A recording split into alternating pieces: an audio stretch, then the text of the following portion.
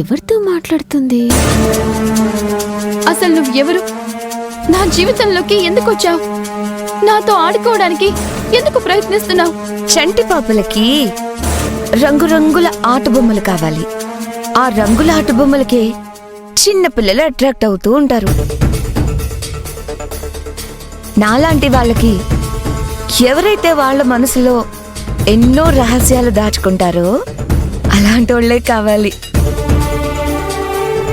అలాంటి వాళ్ళతోనే నాలాంటి వాళ్లకు ఆడుకోవాలనిపిస్తుంది.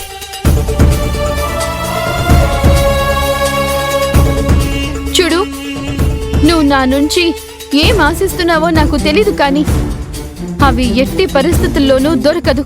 అభినందన, ఎందుకంత ఆవేశపడుతున్నావు? నేనింకా ఏం కావాలో చెప్పలేదు కదా.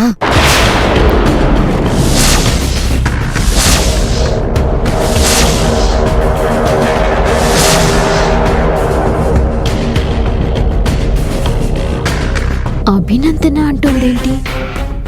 దీని పేరు అభి కదా. ఇంతకీ నీకేం కావాలి? నాకు రాహుల్ ఇంటి పేపర్లో, తన ఆస్తి పేపర్లో అన్నీ తీసుకొచ్చి నా చేతిలో పెట్టాలి.